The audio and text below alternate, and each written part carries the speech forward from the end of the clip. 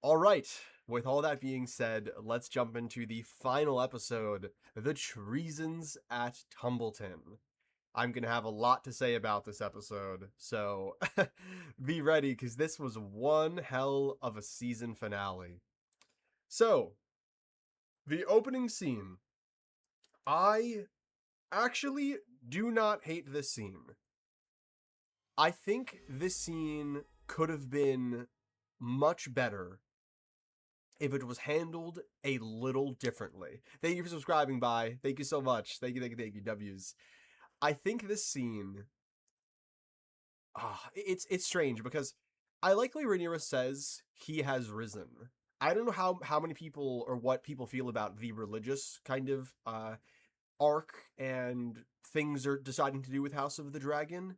I think it's I think it could have been interesting to have the religious framework, but I really do think they take it a step too far. If Rhaenyra's religious fanaticism was handled with more grace, I would have liked the line, he has risen, as a double meaning, as symbolism, and so on and so forth. But as chat is pointing out, news got here real quick. We end episode 7 with Aegon coming back, and I guess this is the next morning, and the Ravens have already arrived at King's Landing. That is insane. And we're going to be talking a lot about in this episode and how we've been talking about it over all of these reviews. The every episode feels really strange, as in they don't connect, and the timeline is unbelievably wonky. We're going to talk about the teleporting. So I really would have liked this scene if there was just more tact with it all around. And it is jarring for Rhaenyra to go from so scared to so vicious in the span of genuinely seconds.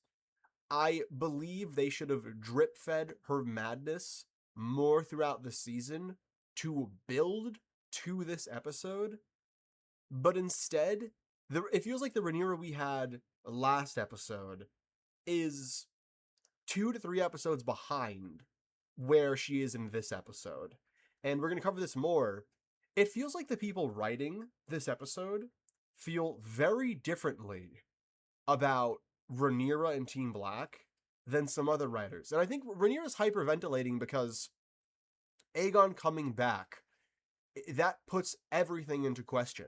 I'm okay with Aegon rising and that being the thing to finally push Rhaenyra, but it should have been done with a more drip fed kind of vibe. That's the best way I can describe it.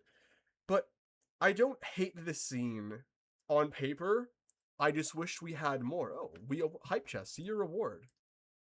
Awesome. Choo choo. There you go. We got a cat emote in Twitch. That's awesome. All right.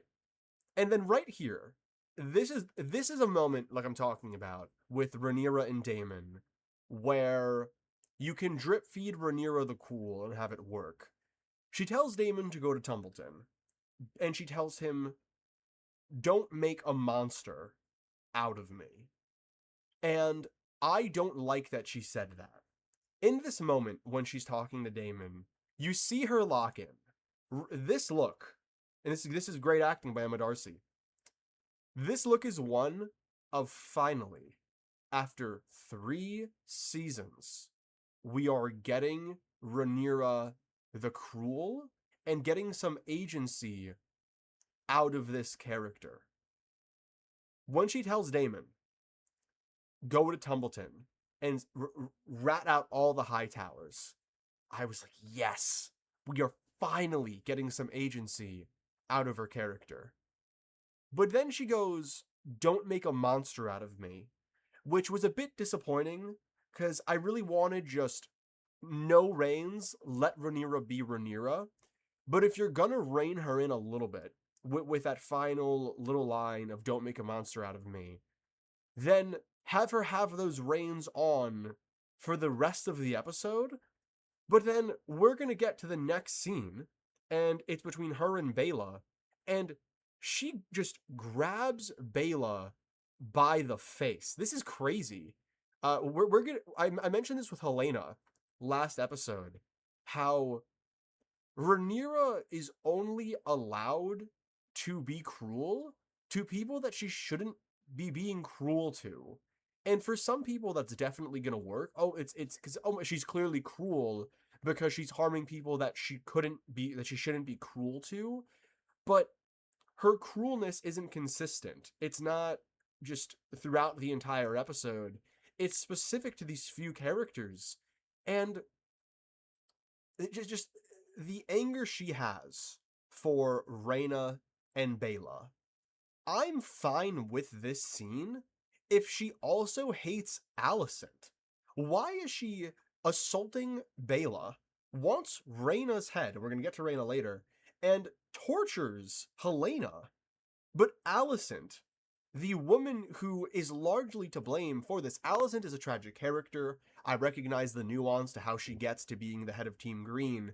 But I remember in the opening of Season 1, Episode 5, when Alicent made Rhaenyra bring Joffrey to her when he was fresh out of the womb, and Rhaenyra hated Alicent so much that she walked there right after giving birth and harmed herself. So why does she have all of this rage for these characters that largely don't have ties to her? But with Alicent, she's been absolved of all of her crimes.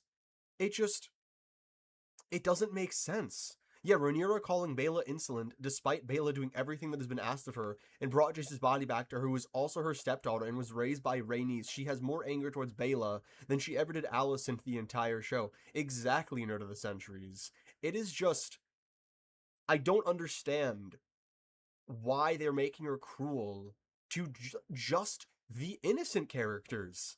And I, I don't want to talk about the subtleties of my issues with what I might have with this, because I am not the most educated to talk about it, but I just don't like the portrayal of the show on a lot of levels, and I really think that someone more qualified than me should really do a great breakdown of what this feels like.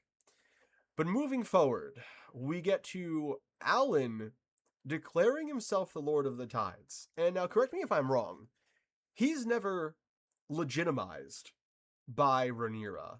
So I know Corlys wants him to be Lord of the Tides, but has he truly been declared Lord of the Tides by this point in the story?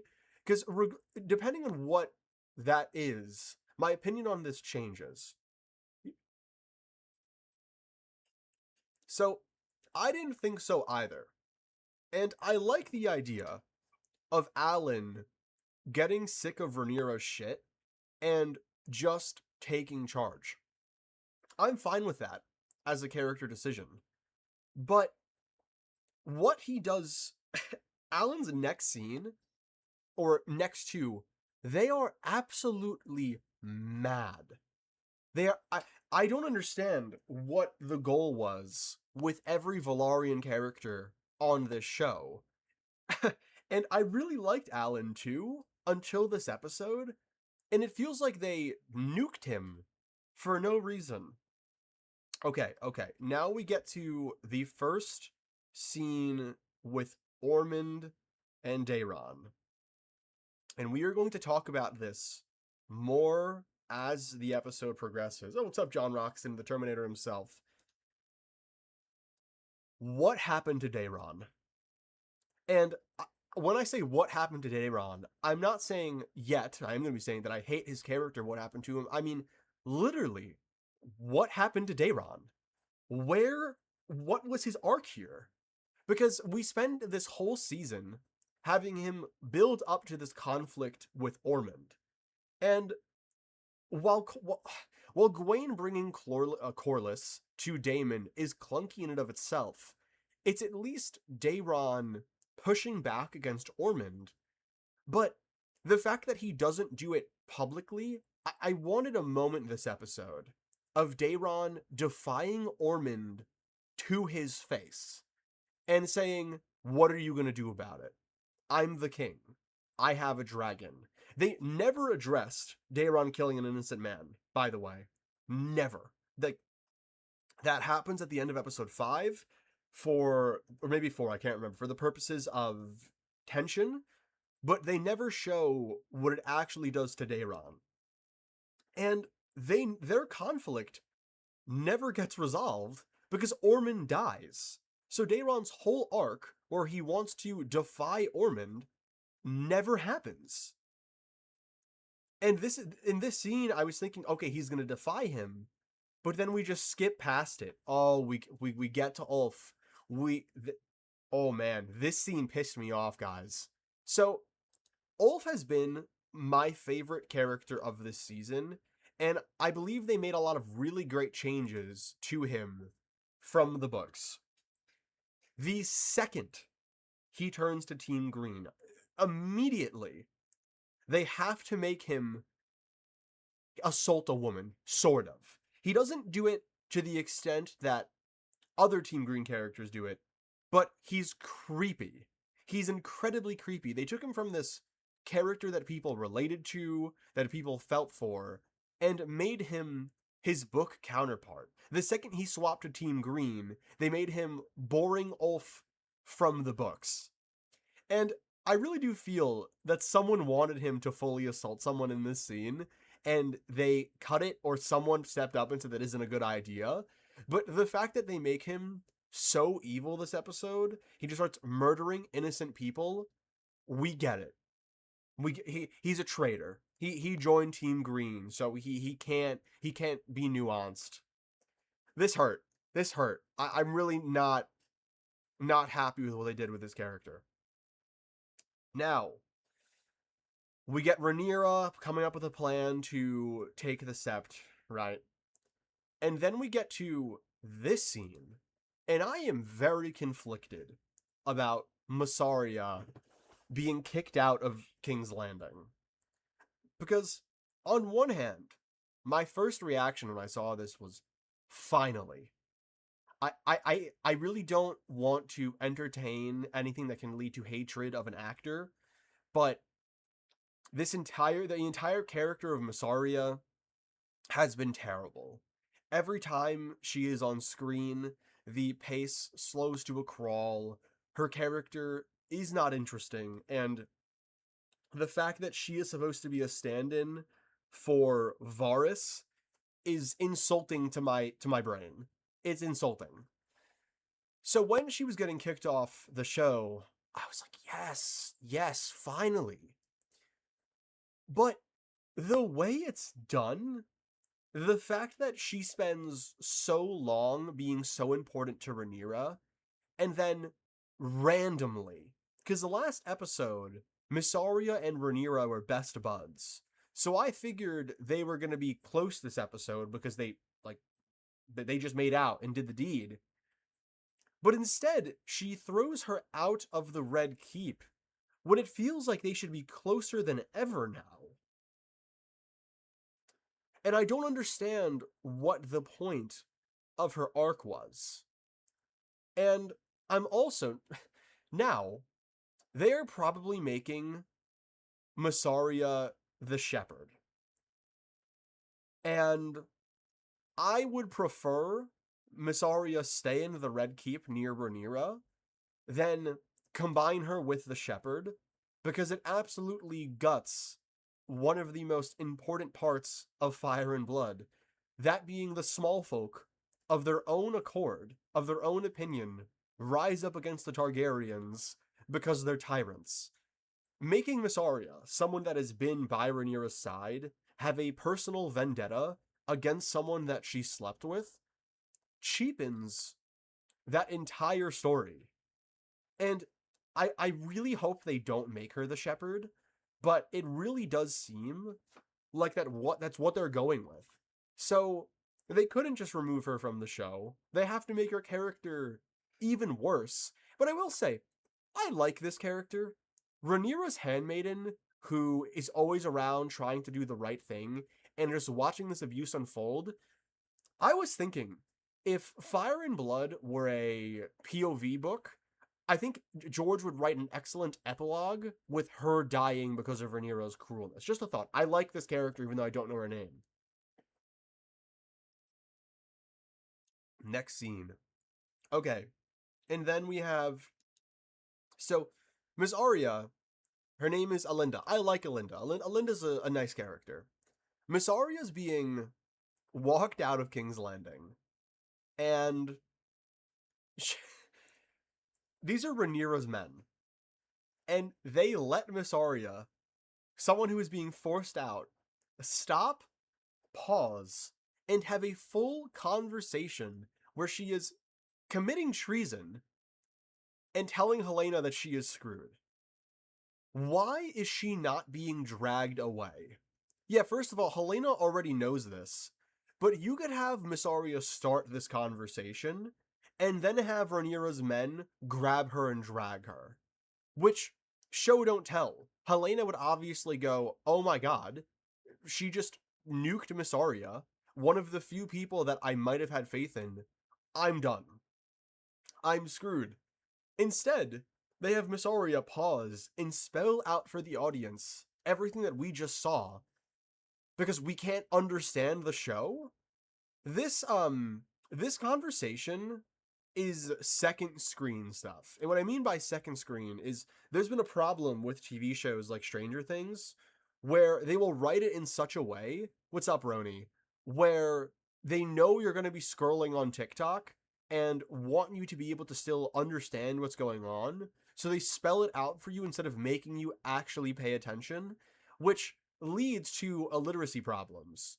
This is why we need books. This is why I will always promote A Song of Ice and Fire over these shows, because people need to be reading or we are all just screwed. We need to be reading. We need to be able to understand media, and just turning House of the Dragon into borderline second screen slop.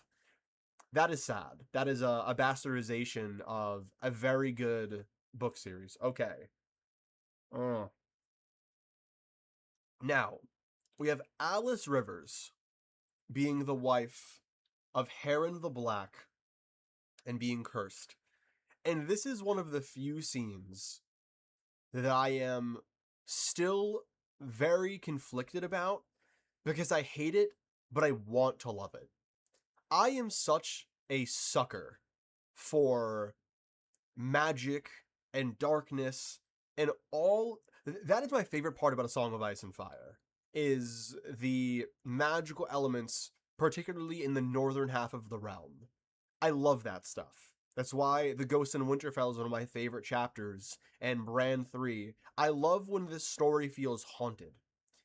But Alice Rivers being the wife of Harren the Black and never being mentioned in the main series or in Game of Thrones, just the fact, I don't know. It's a cool idea on paper, but it fractures the lore. It is such a gigantic plot hole, and I don't even understand what this means. Sure, this sounds cool, but what does it mean for the character? I don't need to have this whole exposition dump. I would rather get some sort of vision or leave her more ambiguous. The coolest part of her character and the magic in A Song of Ice and Fire is the ambiguity. A lot of people actually take issue with the magic system because they feel it should be more rigid. I haven't read Brandon Sanderson's work. I'm going to be reading it in the next few years before his shows come out. But I am not a fan of hard magic. I prefer the mysticalness of A Song of Ice and Fire's magic, where it is very vibe based and very just existy. That's not the right word, but it just exists in the world, because I feel that's how our own world works, where you can't always explain the universe. We don't have answers for everything, but I believe personally that there is a level of just magic and a level of mystery that shrouds our world that doesn't have a concrete explanation. And I think that's part of the beauty of life. And giving such a concrete reveal for this I feel kind of cheapens that a little bit, but I just this is a crazy thing to introduce and have it not be fully explored. I think this she would be an excellent character in A Song of Ice and Fire. If she was a POV character that was in Harrenhal, if she was like Melisandre, oh, that'd be cool. I think George would do an excellent job with this kind of character, but there isn't enough time for this, and I am still very conflicted on this as a whole because I think it could have been cool, yeah, to introduce it when in the finale when they should have done it in episode 6 when it was more focused on Aemon and Harrenhal. Yeah, I agree. There isn't enough time to really fully introduce this. And yeah, what is she going to be doing next season? Just a a scene that has some flair but needed to be better timed. It's just it's tough. It's tough. This is a tough scene for me, and I'm definitely open to talking about this in the comment section. Oh, this scene. All right. This is what I mean when I say it feels like there are new writers in here. Because throughout season 1 and season 2, Rhaenyra is painted in such a sympathetic light. And even in season 3, she's been painted sympathetically.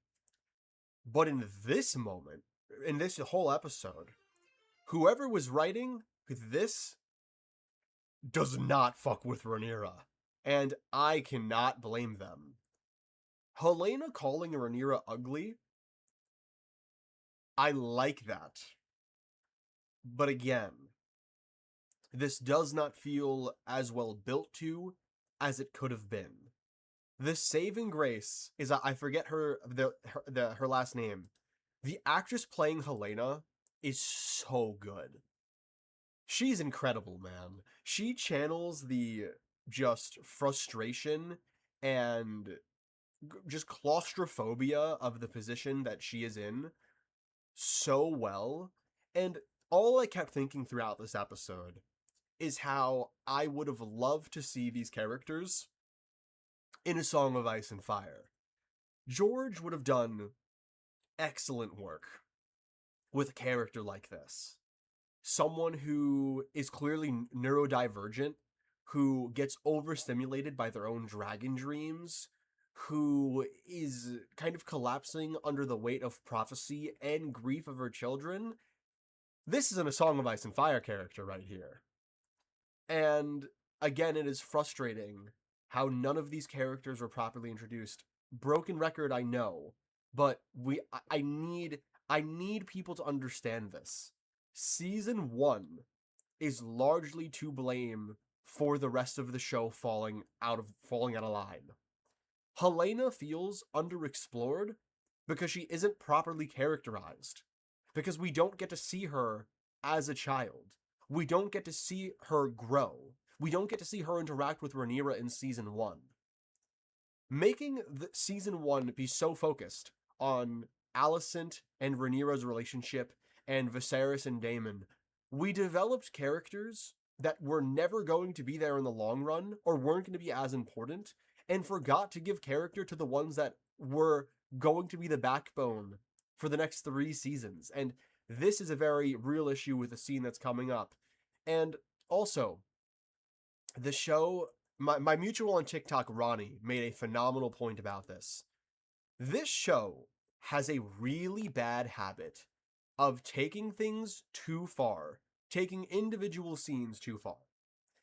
I am fine narratively with Rhaenyra force-feeding Helaena, because that it makes sense. She can't have Helaena die.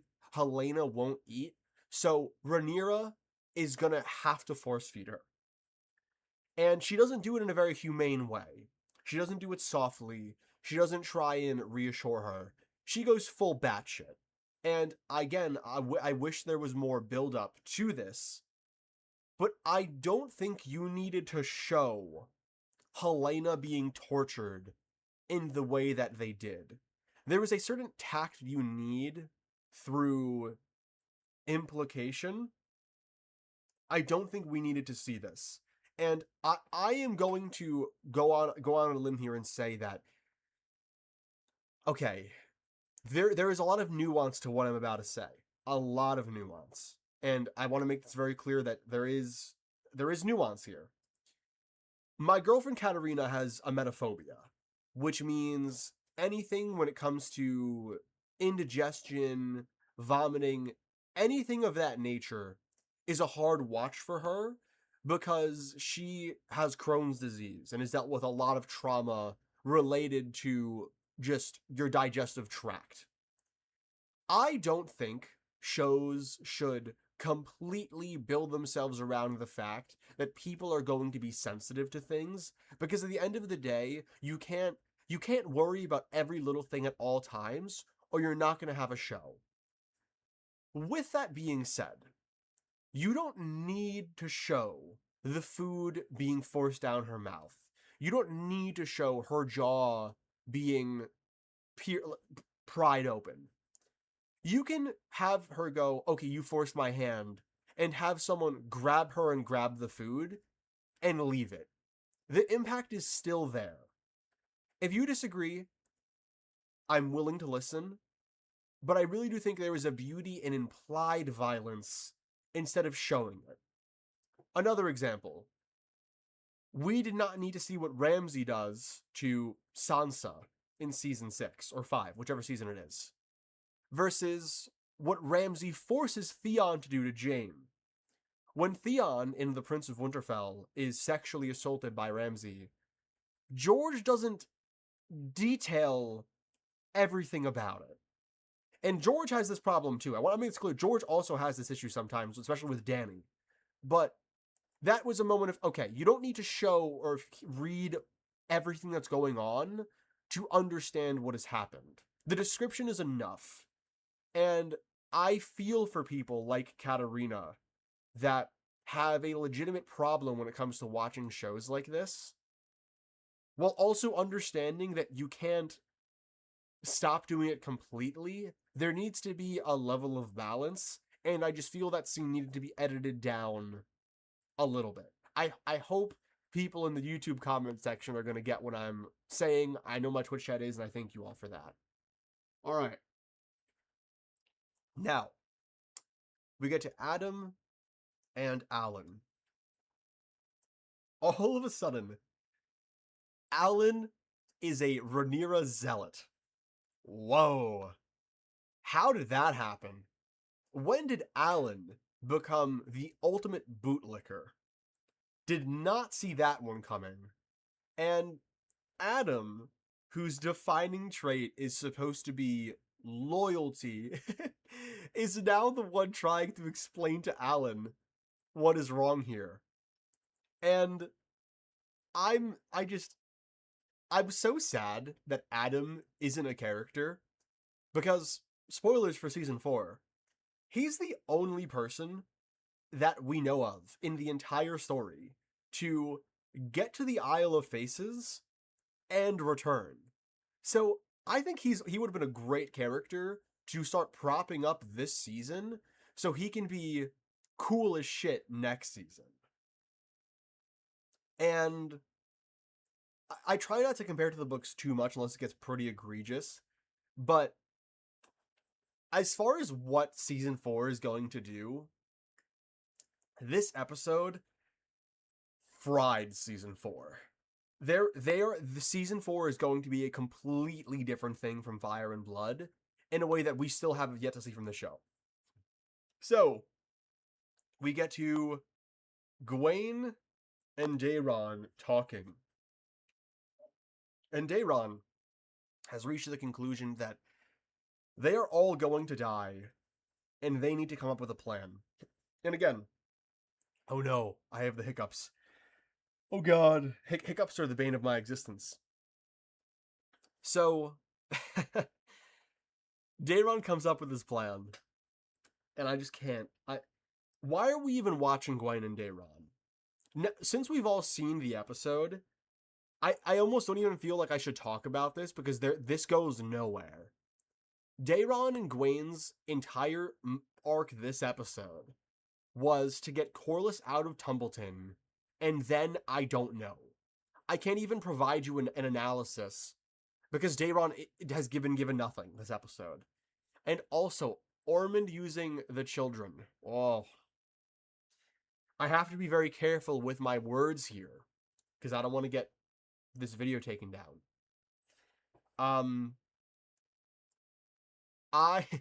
We get it. We understand. Ormond is bad guy. Ormond is abusive, and so on and so forth. We didn't need that. We get it. And it's even worse when you consider what Ulf does later, that Ulf does the same thing. We get it.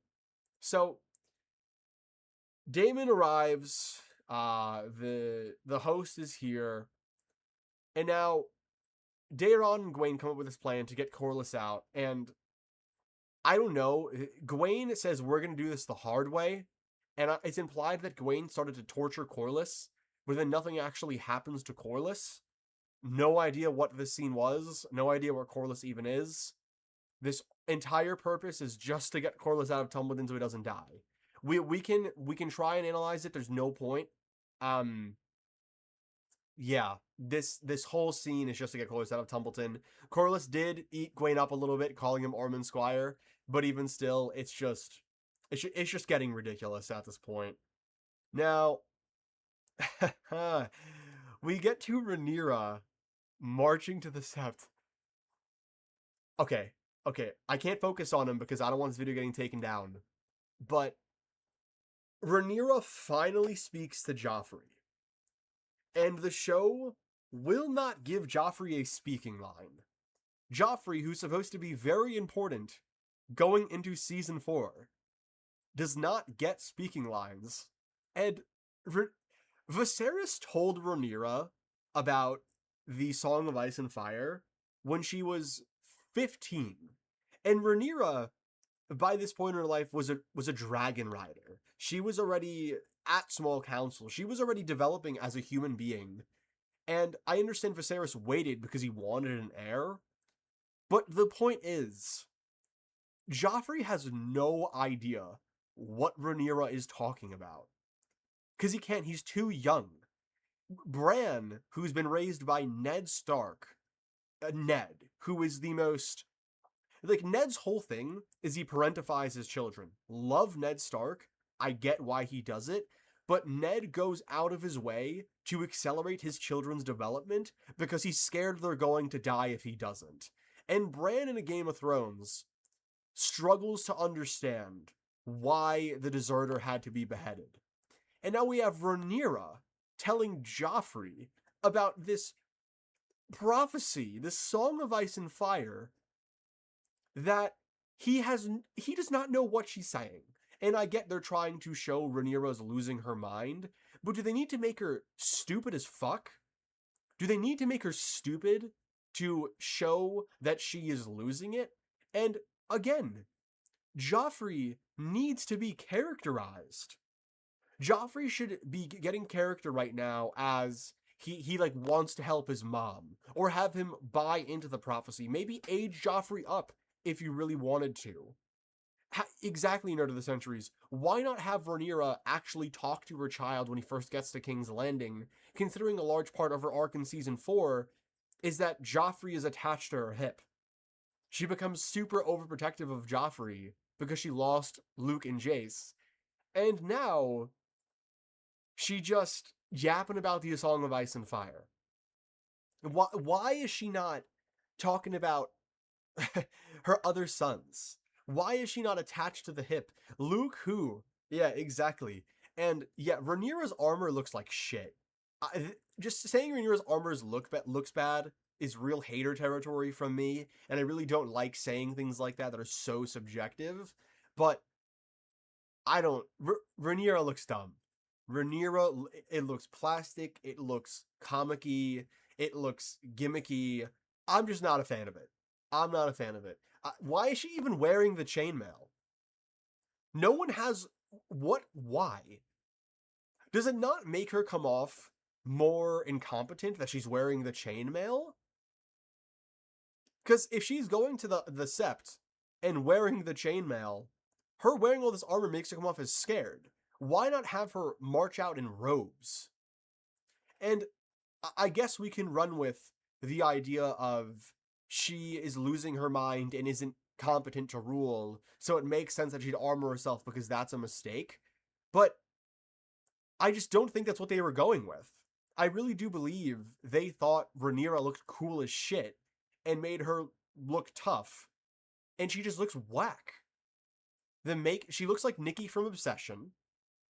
I don't know. I feel like you don't love me as much as I do. Like, it's not mutual. That's what I got here. And then Daemon meets with Corlys. And Obsession, I enjoyed Obsession. A cinematographer I'm working with thinks Obsession isn't shot well, which is funny.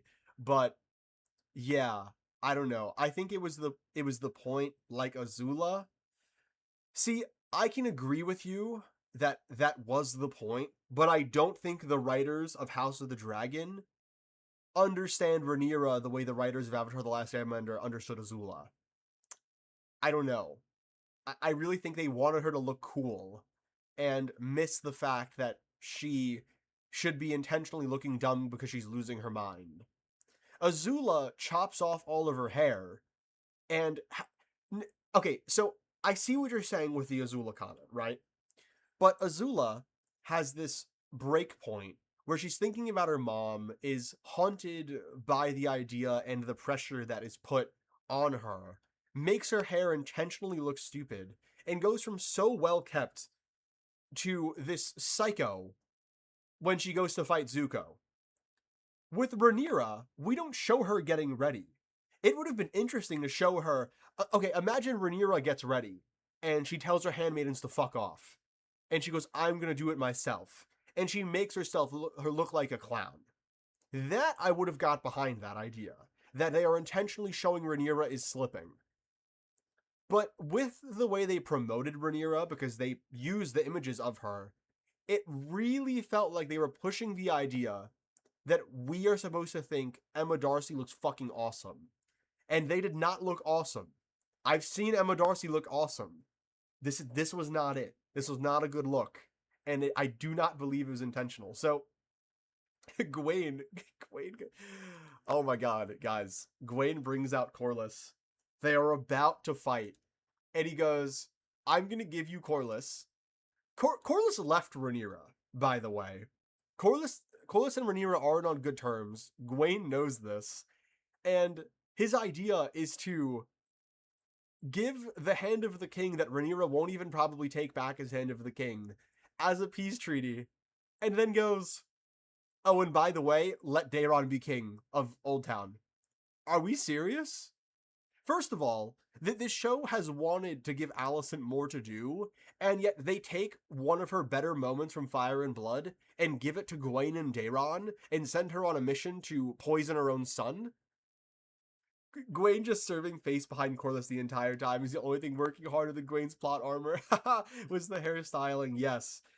Oh, this scene is dumb. And Corlys actually thinking this is a good idea. Are we dead ass, bro?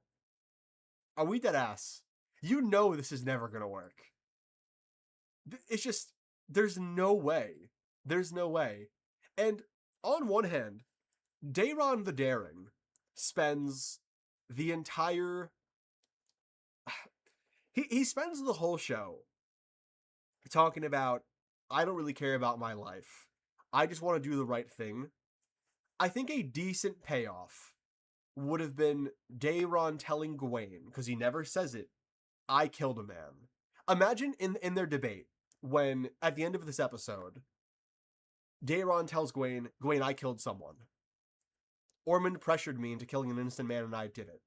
And have him break down and cry and say, "I'm a murderer.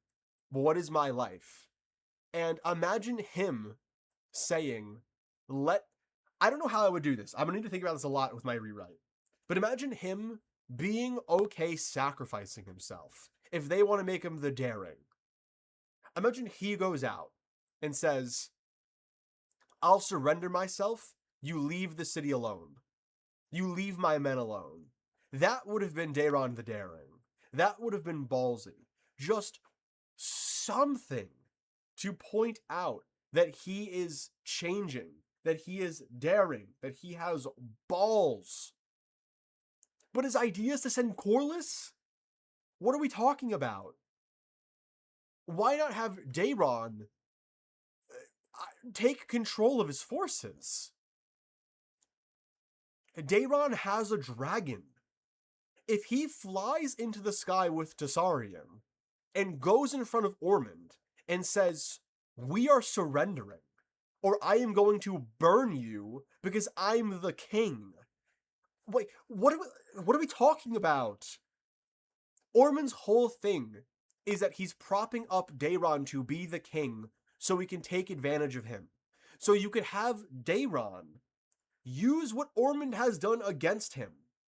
If Ormond is telling all of his men that Daeron is meant to be king, that he's meant to rule, and all of his men can see that Ormond is leading them to their deaths, you could have Daeron have a moment with Tessarion where he takes control of his forces. But instead, he does nothing. I actually don't understand. How do you write a character, give them a dragon, and like Very Cute Animals pointed out, Tessarion might be the best looking dragon in the whole thing. I really like how the dragon looks, how it's smaller. It looks like a giant pit bull. And instead, we do fucking nothing with the character. I don't understand. I don't understand why they even introduced Daeron. This seems stupid. Alright. We move forward. Fucking Daemon. Get your hands off him, Daemon. Get your hands off of him. I have no analysis to add here. Get your grimy fingers off of my goat. Do not touch one of the only decent characters in this entire show right now. Alright. So, I like a few things about this scene between Aemond and Aegon. But it is also just showcases all of my criticisms of this show. This scene is borderline a microcosm for House of the Dragon. First of all, Sunfire looks awesome. I love the way that when Aemond hears the flapping, it's really quick, but you can see that Sunfire doesn't fly properly anymore. That Sunfire is just sort of, it can fly, but it's a little, it's got wabi sabi. You know, it's a little tilted. And I like that when it lands, it it doesn't know how to land anymore. Sunfire doesn't know how to land. He just kind of plops, and it is so aggressive. I'm like, yes, yes. I love Sunfire. I love Sunfire. How Sunfire flew from Rook's Rest to Harrenhal is crazy talk about teleporting. So yeah, the teleporting, how Aegon got here so fast, insane. We crossed the entire continent, insane. Really wild. But there's more egregious teleporting in this show, and at bare minimum, at least we teleported to a semi-decent scene. So, Aegon walks up to Aemond, and where is Tyland? Yeah, Nerd Century, where is Tyland? Again, how we get here, filled with issues. Filled with issues. Aegon's arc is worthless, but the actor carried it. And while I like the scene with the dragon, I don't really like why he stayed there. I don't want to be remembered as the king. I think Aegon is the one positive of this whole season.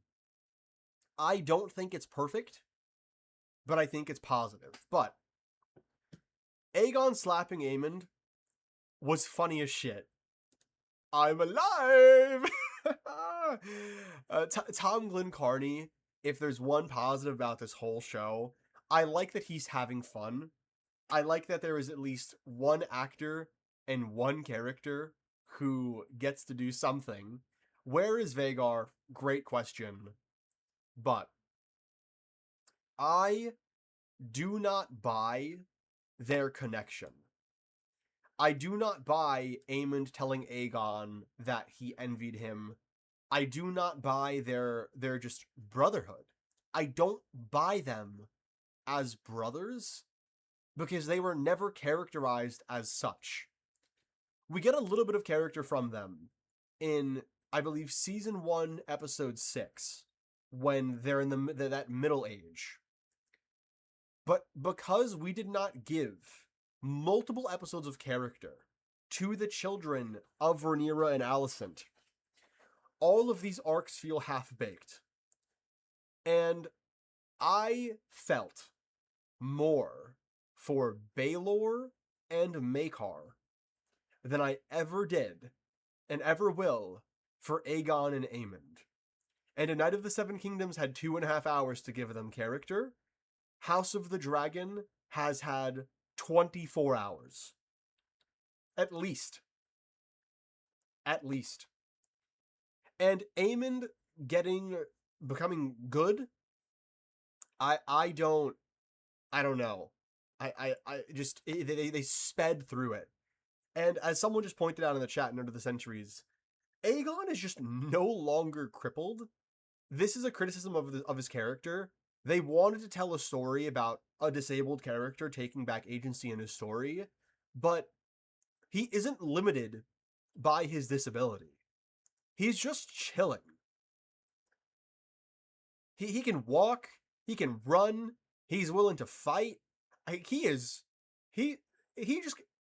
got a little cooked. He's a little medium rare right now, but I mean, he's all right.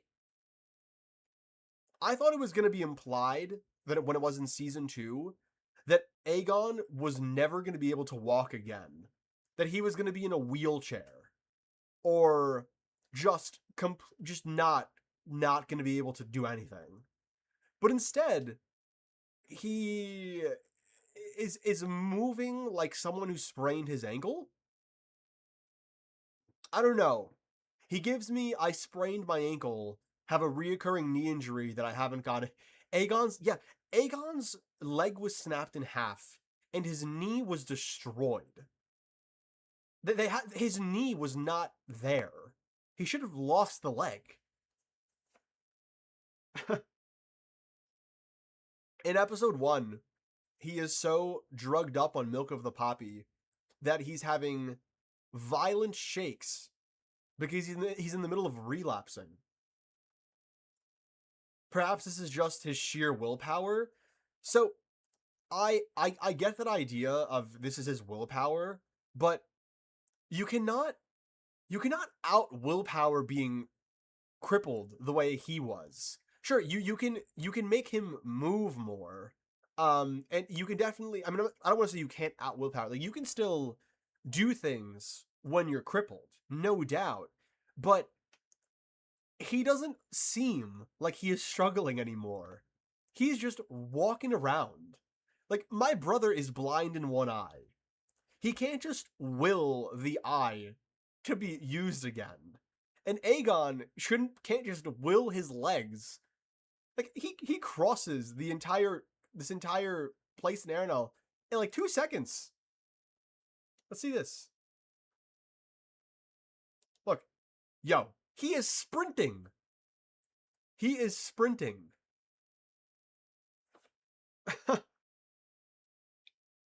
Skill issue on your brother's end, to be honest, low-key.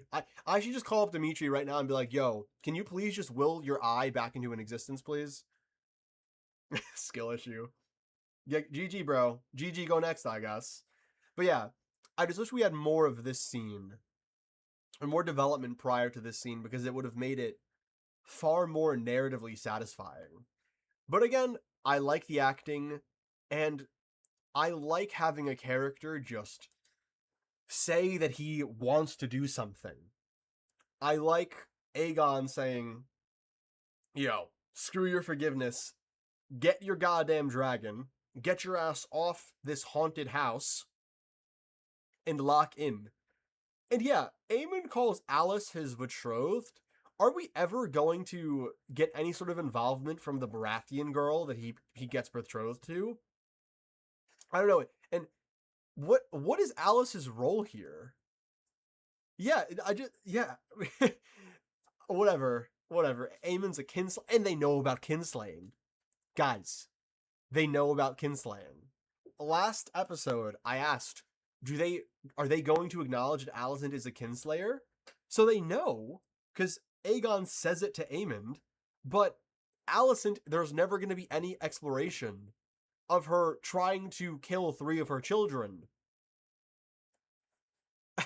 I don't know. Yeah, kinslaying is.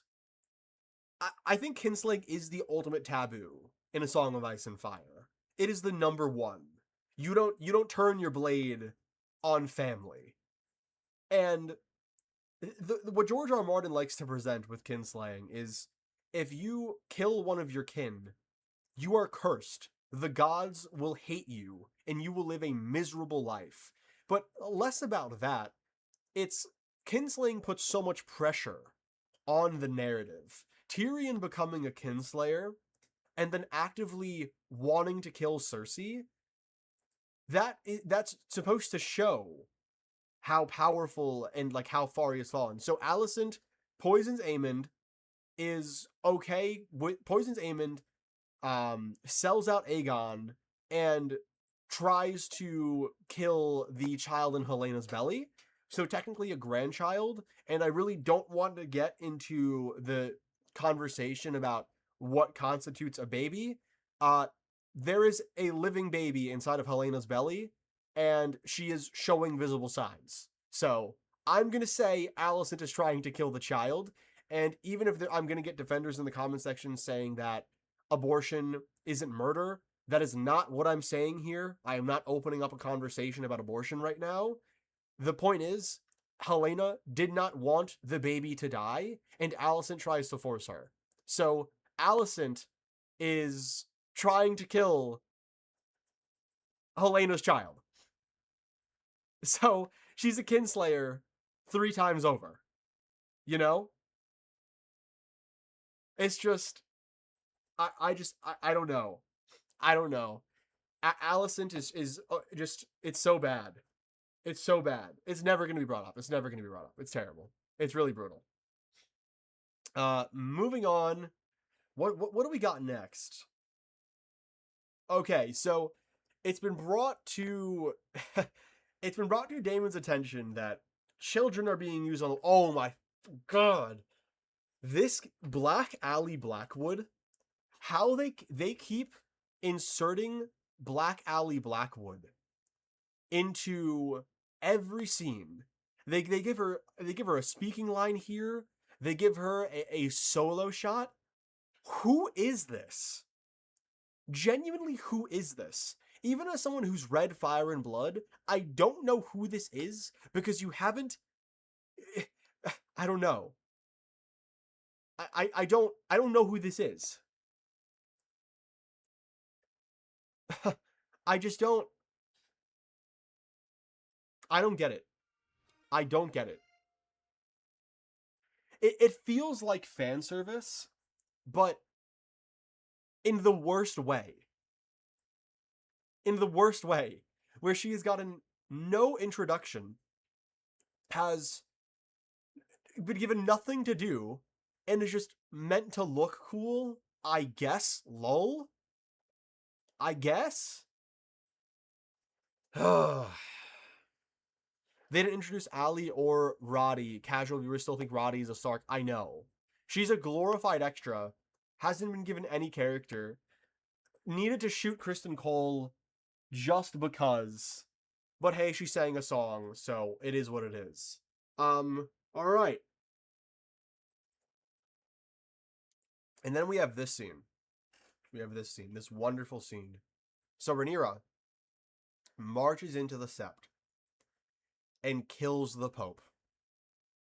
Oh my god. What are we doing? I do not think the writers of House of the Dragon understand the ramifications of killing the High Septon. The second she does this, okay, first of all, just marching into the Sept with arms. There are small folk in front of her, in front of the Sept. She would be swarmed and killed in a second.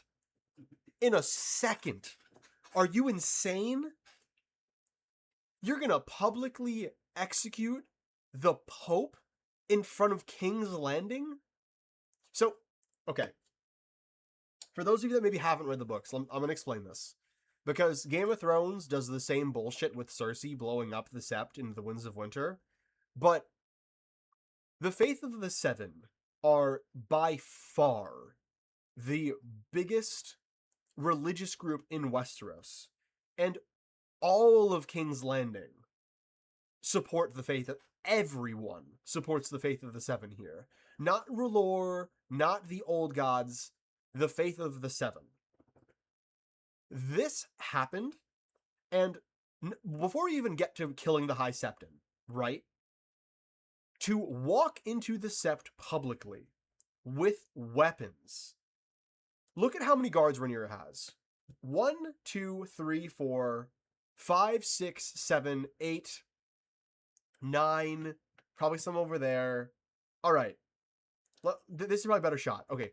1, 2, 3, 4, 5, 6, 7, 8, 9, 10, 11, 12, 13, 14, 15, 16, 17, 18, 19, 20, 21, 22, 23, 24, 25, 26, 27, 28, 29, 30, 31. Okay. I'm going to give an aggressive estimate and say Rhaenyra has 50 guards, and she is openly in front of the Sept with weapons, and they're watching them come out. Yeah, she basically killed the Pope in the Church of Rome. And then look at the shot of the small folk. I don't think we get a good one, but a good metric is we saw how many small folk there were in above the dragon pit, right? There are tens of thousands of small folk in King's Landing. And even if there's only 1,000 here, word is spreading that the queen herself is marching out of the Red Keep and going to the Sept with swords. They would have mobbed them. They would have mobbed them. First of all, at minimum, people should be throwing shit. Roughly 1 million people, and there are 50 guards. At minimum, what should have happened here, if they were being logical, is Rhaenyra, in her just narcissism, marches here and becomes a tyrant.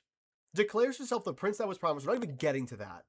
But declares war on the faith without her dragon. This would have worked if Rhaenyra grabbed Syrax and put Syrax on top of the building.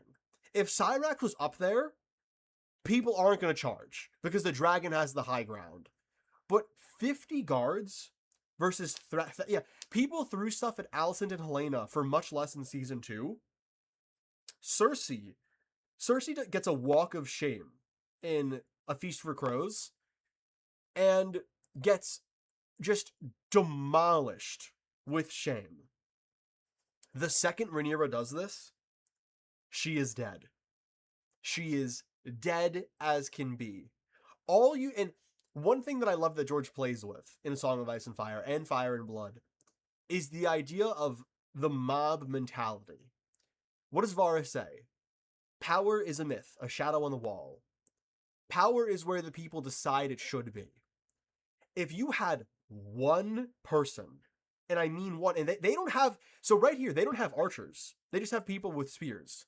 You could have someone in this crowd of a few hundred people go Queen of Bastards, because we know that they hate her. If you had one person talk some shit, it would have spiraled out of control, and Rhaenyra would have needed to run for her fucking life. But instead, she delivers this evil speech where she is now a religious fanatic that believe she is the prince that was promised, chosen by God. Okay?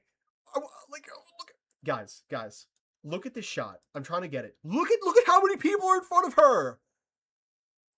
Look at how many people are in front of her. Holy shit. They are going off the screen. She is declaring war on her people. Look at this. All stone face. Look at this guy. Look at this guy with the crazy hair down here. Oh, okay, Rhaenyra. Look where my crosshair is, right here. Everyone's just vibing. Remember when Joffrey, I forget exactly what he does in season 2, where war breaks out with the small folk, and almost everyone dies. Joffrey, I'm brain farting, but Joffrey says something, and he gets shit thrown at him, and the small folk nearly, first of all, they do actually kill some people. They do kill some of the nobility in that, like, mini revolt, but they almost get Sansa, they almost get Joffrey, they nearly get Tyrion, and the only reason the nobility survive is because of the Hound. Because they have actually one of the strongest people in the verse nuking some small folk because he has a great sword and they have nothing. Guys, what are we doing? They kill the High Septon! You're right! They do! They tear the Septon apart! Oh my god! This is what I'm saying. I don't even need to compare this to the book. Because you compare it to itself, and it falls apart. She killed the Pope. And first, okay. The fact that Alan was the one who killed the Pope, when he has had no inkling or development that he would become a Rhaenyra fanatic, that is some craziness in and of itself. That is just character assassination. But to do that in front of all these people, if she assassinated him, that would have been different. You know? If she told Alan to do it, and he did it in the dead of night, that would still be stupid. But this is insanity. This is insane. This shot is, I don't even know what they are thinking here. And then Rhaenyra declares herself the prince that was promised. How dare you stand where he stood? How dare you use George's words like this? How dare you? I don't know where to begin. I don't know where to begin. Why are we leaning into the religious fanaticism instead of her anger that her fucking sons have been killed? Why did we show Rhaenyra seeing Jace's face on the serving boy to not do it again? Why not have a moment where we see the small folk from Rhaenyra's face and have her see Jace and Luke in the crowd? And also, how is no one talking about this in Game of Thrones? How is no one mentioning? Because she doesn't say that she's the prince that was promised. She says it in High Valyrian so they can understand her. But Cersei has never heard jack shit about the others. But Rhaenyra declared it publicly in front of thousands of people. There's no one. What? What is going on? I don't know. Rhaenyra taking out the High Septon would, yeah, I don't know, definitely be recorded. Also, leaning into the religious fanaticism and then ignoring any religious politics or ramifications, yeah, I have no idea. Oh, okay, this is what this is. Let's just call a spade a spade. This is Ryan Condal inserting his political beliefs into the story. you can tell that he is very, very anti-fascist, anti-whatever, and so on and so forth. And I want to make this very clear because I already know I'm going to be getting shit for the Alicent conversation. We are meant to be having hard conversations about A Song of Ice and Fire. We should be debating the morality of Alicent without morally policing one another in comment sections, and so on and so forth. I am okay. Not only am I okay, I am in support of a critique of fascism. I am in support of talking about all of these hard ideas because that's what George is doing. But you cannot, even if you are right, I do not agree with fascism, obviously. But just because you have the right opinion does not mean you can just insert it into a story and not explain why. You cannot turn Rhaenyra into a dictator, into Mr. Mustache Man 2.0, and not build up to it, and then not explore the effects of doing something so monstrous. I don't know. I don't, like, you can't just show us fascism. You can't just show us people of color. You can't just show us women and call yourself a progressive. That's not how this works. That's not how this works. I don't understand. I don't understand why they won't. Oh my goodness! Panini with the 5 gifted again. Thank you, Panini. W Panini in the chat. I'm sorry, Panini. I want to give you the attention you deserve for being so supportive of this channel. We are just in the middle of a rampage right now. God, this scene is so bad. Oh, I am stunned. I knew this was bad on my first watch, but now that we're really pulling it apart and breaking it down, what is going on? This is one of the worst. This is one of the worst scenes in all of the shows. She's already an absolute monarch, by the way. I don't know why they insist on doing dragon fascism and doing it again. They already did this with dinner. Connell didn't even take us to dinner first. Dude. I don't know, Jalen. Why is this mob just standing here? I don't get it. Why is no one throwing shit? Does anything like this happen in the books? No! No! George would never do this. George would never even get close. Look at this. They're all just blocking the sun. Where? I would bring a chainsaw to them. Oh my god. Panini, you are doing the most right now in the best way possible. Thank you so much. We've been stuck on this scene for too long now. Oh man. Panini with the 30 gifted subs to the Twitch channel. Absolute dude. Thank you so much, man. Thank you so much. Wow. I don't know. I guess I'm gonna move on from this scene now. Panini is the prince that was promised. Indeed. This is the worst scene in the whole show, I think. I don't know. Maybe not. There's a lot. We got a lot of. Oh my god. Like, I'm sorry. I have to show this. I have to show this shot.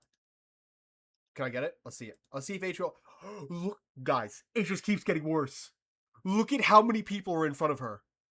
It is filling up the entire courtyard and going off the screen. Look, hold on. I'm sorry. 1, 2, 3, 4, 5, 6, 7, 8, 9, 10, 11, 12, 13, 14, 15, 16, 17, 18, 19, 20, 21, 22, 23, 24, 25, 26, 27, 28, 29, 30, 31, 32. They're already okay. In this first row, they're all at minimum.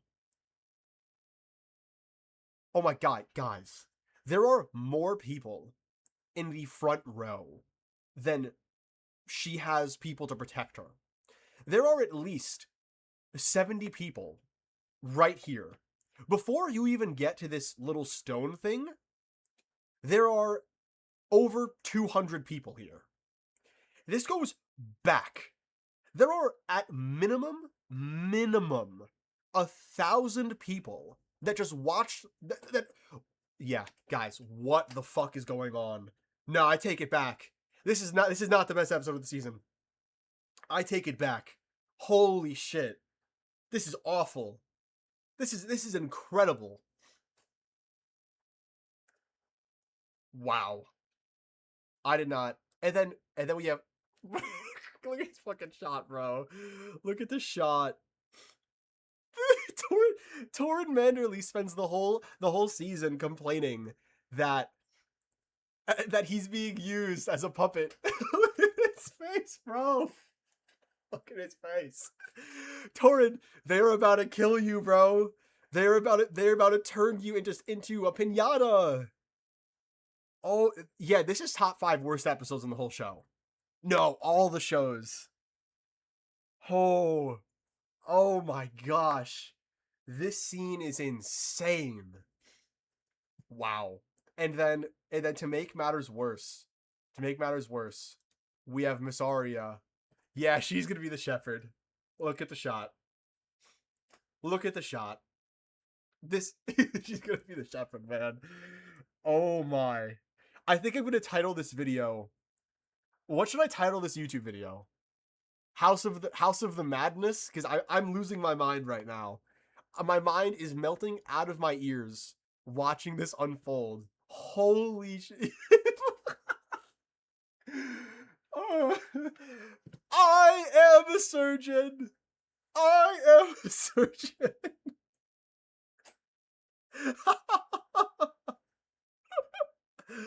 Oh my god.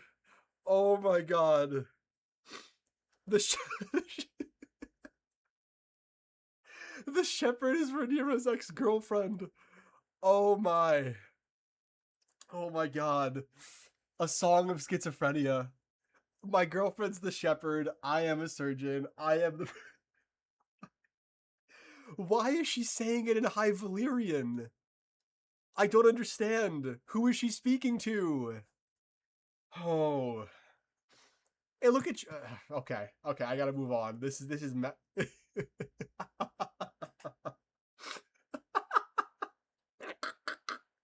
Bro, what the fuck?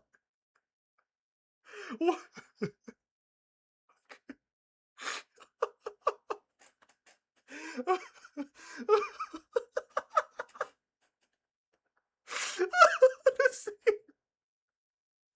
This scene is so fucking bad. Oh my god. I can't. Ryan. Oh my god. Oh my god, I'm gonna pass out. Oh. I can't believe it. I can't believe how many people think this is the best scene ever. It's like Trump. It's like Trump speaking Spanish. Bro. It's like Trump speaking Spanish at a rally. Oh my god. Oh my god. Oh my god. I'm not even drunk, by the way. I just can't believe it. This is me completely sober. Ooh. Eddie knows ball. That is the funniest comment I have ever received. Holy shit. Oh. Alright, I gotta catch my breath. Oh my god, this episode is so much worse. Okay. We're moving forward. We gotta compose ourselves. Okay, so. Oh my gosh. I gotta go use the bathroom. I gotta give me 1 second. I gotta go use the bathroom. Wow. Holy. All right. Deep breaths. Moving forward. So, the fight begins, and yeah, we just don't need the extra shots of the kids and so on and so forth. I gotta say, when I saw this shot, when I saw all of the Starks, not the Starks, the Northmen, running at Tumbleton, I got a flashback of Helm's Deep. And I got this flashback because Ryan Condal made the genius statement at the start of this season saying that the gullet was meant to be their Helm's Deep. And also, this whole thing just looks like shit. Um it just, I hate the color grading of this entire battle. Um and it begins and they charge, whatnot. They get all hyped. They bash their shields. The color is so distracting. Whatever. I mean, do I think this could have been done better? Absolutely. But given the nature of what we just witnessed with Rhaenyra, I like fine. Whatever. Whatever. I'll take this over the other thing. What was the point of having a trench you can set on fire and not lighting it until the enemy is climbing over your walls, bro? Oh my god. Oh yeah, yeah. No, I should mention this. So Roddy walks up, and this guy gets shot with an arrow right here, and it's played as a loss, like it's an MCU bit. And I understand that they want to die in battle to have a great conclusion, but they've taken it too far. This character is a joke. I do not think he's cool. I think he's just cringe at this point. I wanted it to be a little more serious. It's a reverse of the Battle of Winterfell. You can see everything, but it's ugly, essentially. Yeah, they really wanted to make the wolves goofy and seem like cool fighters. Whenever they're trying to be scary, it's just goofy. 100%. And I just wish they fought with more seriousness. I wish they were treated as more serious characters. You are not serious people. The Stark Northernmen, I love you, but you are not serious people. If you know, you know. Succession reference. Okay, so they storm the walls, and this is going to be the first scene of many where it is brought to Ormond's attention that Ulf is nowhere to be found, and Daeron. This scene is the culmination of Ormond's arc with Daeron. This random squire telling Ormond that Daeron sent for peace with Gwaine is the conclusion to Ormond and Daeron. This is the moment where Daeron, quote unquote, came into his own as a character and pushed back against Ormond. Are we dead ass? Are we dead ass? There's nothing narratively satisfying about this. This is just lame as shit. This whole Daeron and Ormond were destroyed, wasted, and gutted, and it is just a shame. And now, I can't show too much of it to not get taken. Again, like I gotta show this because I almost lost my mind. Where is it? Right, no, we'll get to that in a bit. But they're climbing the walls. It doesn't look good.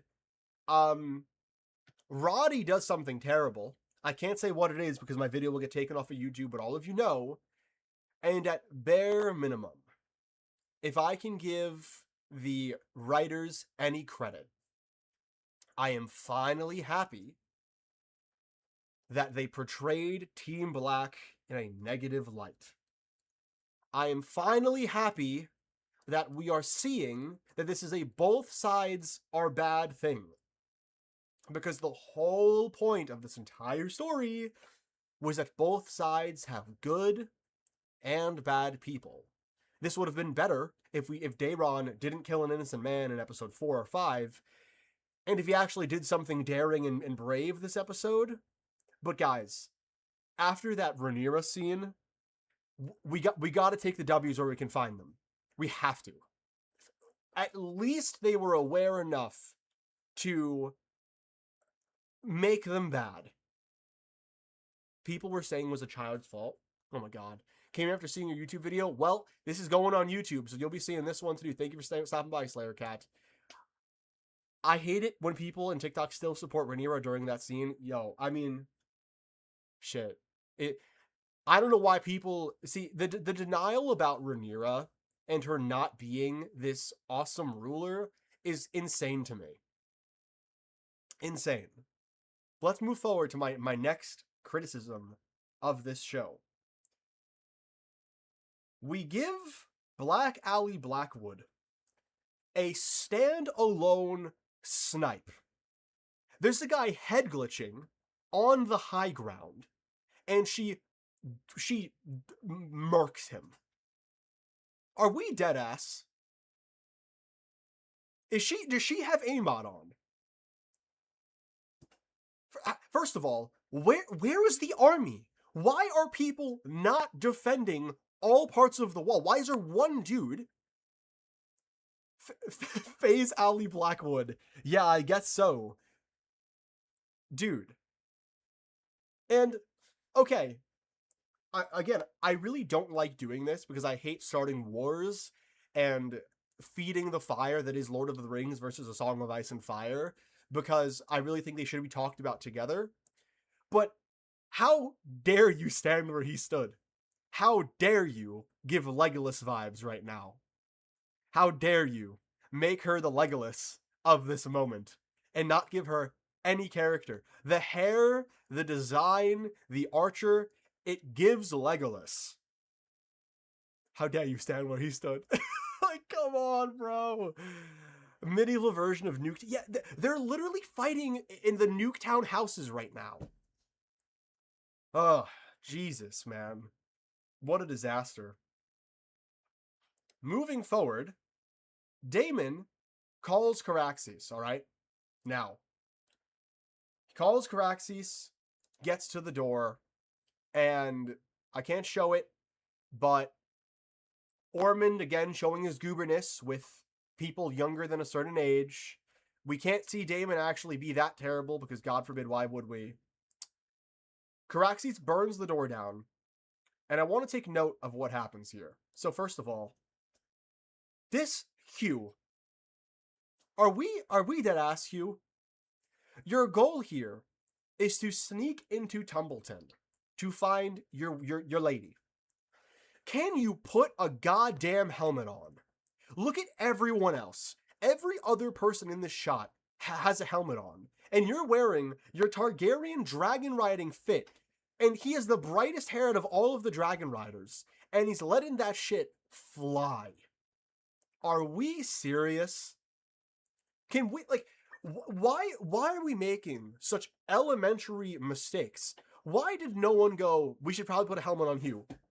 Dude, look at how many extras they have in this scene. Steal one of their helmets. Take this guy's helmet right in front of him. Put that shit on your head. Are we serious? What, like, why? Why? What is going on? And people think this is good. Not only are we making fundamental mistakes with big moments, we are making such stupid errors. I am nobody, and I know this is dumb. Okay, so what I want to get the shot. So where is Caraxes' head? Point is, Caraxes' head is in here. It's in the city. I like the shot of Caraxes with his head in the city is cool. That was a cool shot. But we are going to see Caraxes just despawn.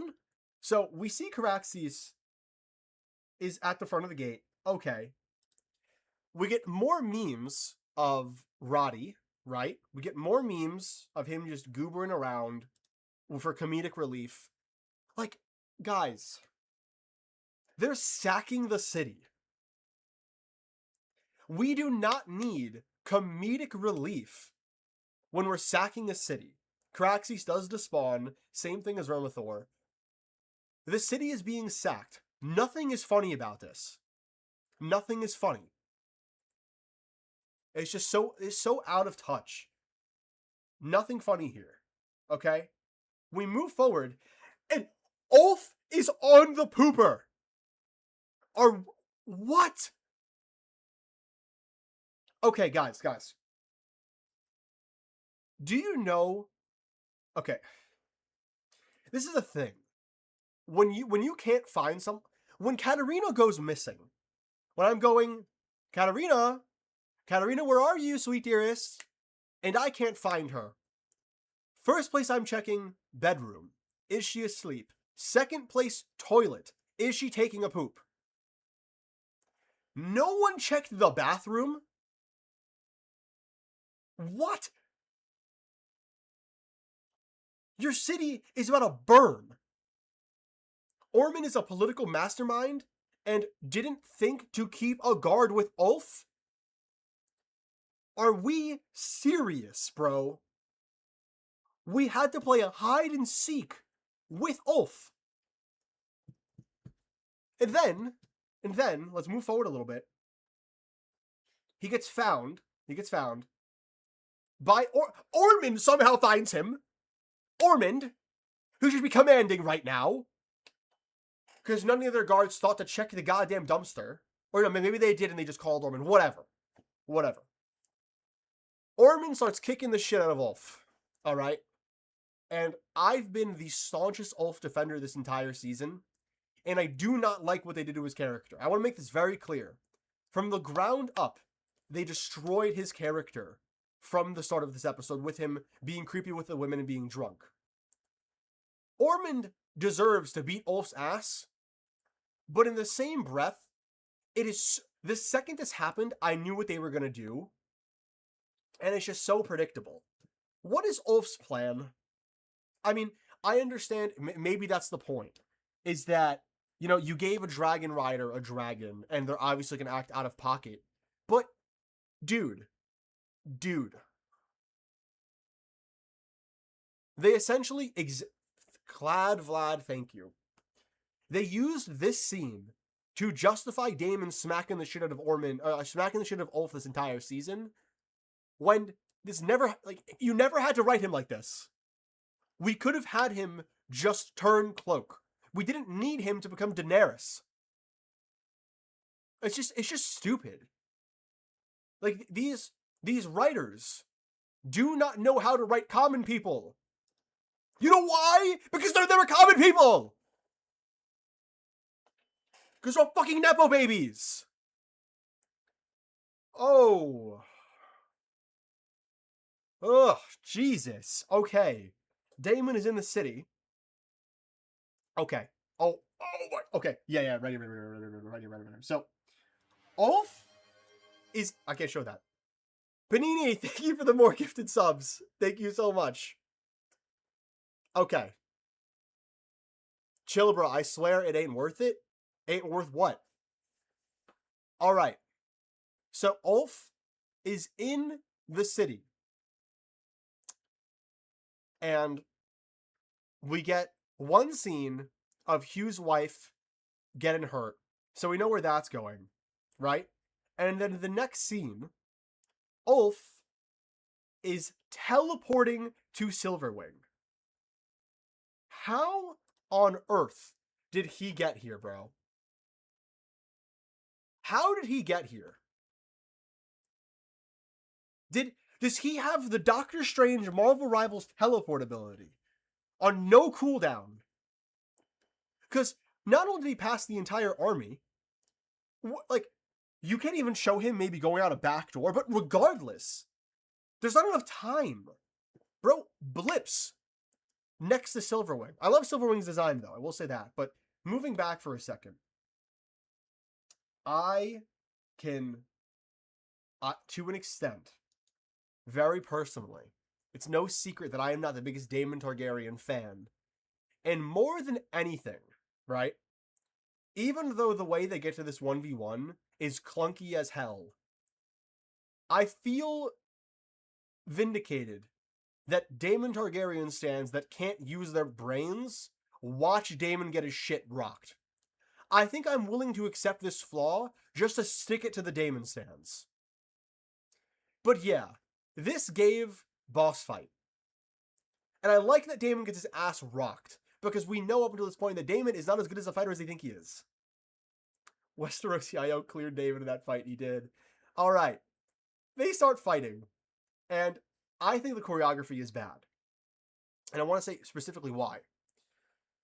Going from a Knight of the Seven Kingdoms going from Dunk versus Arion to this is insanely bad. I don't even... The fight in A Knight of the Seven Kingdoms felt so real. It was hard to watch at times when Arion stabs Dunk through the hand and he has to pull it out. When Dunk gets the sword between Arion's leg armor and slices his quad open, the way you hear Maekar screaming in the background because he's watching his son get torn in half, the way he grabs the shield and you see Arion's teeth get smashed, and then we have this clunky boss fight where they are just wailing at each other and not a single impact feels real. We're gonna get to it in a second, but guys, if your eyeball gets touched, it hurts like hell. Someone pressing down on your eyeball, you are going to go blind. And Daemon gets his head squished in, his eye squished in by this guy who is probably... The actor who plays John Roxton is huge. He's covered in giant plate mail, and he has to be at least... He's got to be at least 6'4", 6'3", 250 at minimum. Minimum. For my people who have ever worked out or have ever fought, 6'3", 260, 270, that is a huge guy. To get your head, your eyeball pressed down by that hand, gone. Your eyeball is gone. And the fact that Daemon screams, and I thought, oh, did he just lose an eye? That'd be cool. Nope, he's fine. Whatever. We get to... Oh, God. Who's ready to say goodbye to Daeron? So we're an hour in. And yo, like, we have this cool scene where Daeron is, I'm flying out, right? I think this scene could have been fine. Release the dragon, get on its back, and go be the daring. And Gwaine saying, I'm gonna stop you. I'm okay with Daeron doing this, but he has to say that he killed the man and he's doing it for a reason, okay? So, we get to this. Daeron hears Silverwing overhead, and we will never see him again. What? What? This is what I'm talking about. How did you let this happen? I don't understand. Where did he go? I don't know. Yeah, why did... Oh my... Exactly. Why did Tessarion not come out? I don't know, man. Like, just the fact that this scene is so obviously not supposed to be, or not his final scene for the episode, and then we never get a good spot to leave Daeron with this episode, and now we have to wait at minimum another year and a half. I'm telling you, they haven't released the numbers yet. There is going to be a dramatic fall off between season 3 and 4. Dramatic. Because this final episode is so inconclusive. I don't know. Oh, wait, there is one more scene, right? There's one more. But this is the last scene of substance, I should say. Thank you for correcting me. So Daemon is fighting John Roxton. This fight sucks, but at least Daemon's getting his ass kicked. And then Silverwing starts burning Team Black's host. Now. We're going to get to why this is bad later. I believe this is Gwaine and Daeron's last scene, where it's just them going, oh, look, it's Ormond's chess piece. And we're done. These characters, I hope you liked them. I hope you liked them so much that there is one more after. I don't even know. I don't even know at this point. We'll see. But the characters are done. Point is, moving forward, we'll get to that later then. Damon is still fighting John Roxton. Oh my god, the boss fight is just crazy. So. Holy shit. Ormond's conclusion is terrible. So, right here, Ormond walks up to the top of the wall to fight, which I don't even think he should be doing. He should be commanding, because he's the commander. And Roddy has dead silence triggered, okay? We're playing Modern Warfare 2019. Roddy has dead silence that makes him completely silent, sneaks up the stairs, goes for the execution, turns around, has the clunkiest fight I've ever seen, and Ormond loses because blood was spit on him. Okay?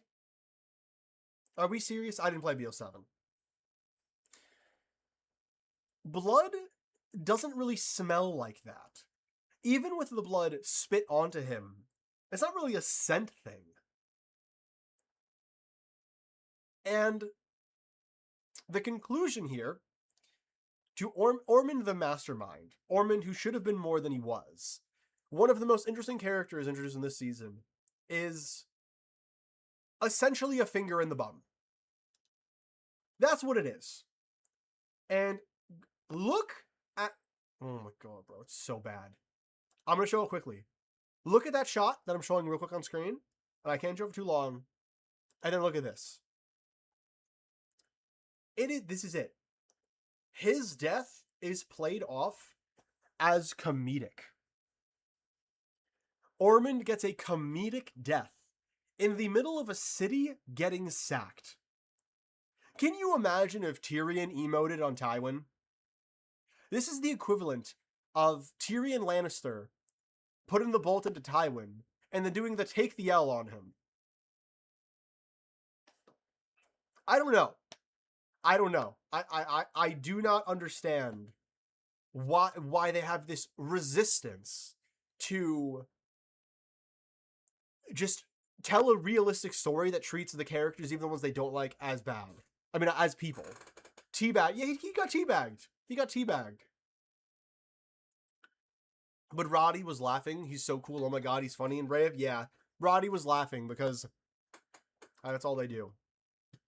And then Damon is about to die. He gets his eyeball plucked. Well, look at that. How convenient that random debris that they just happen to be under falls right in between them.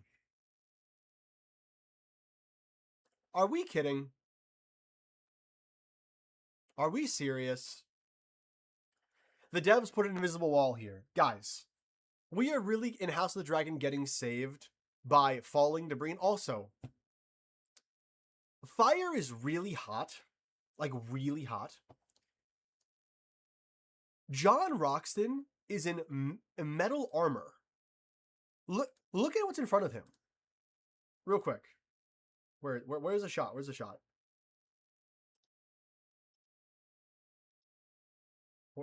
I can't get the shot, but can he not just walk through it?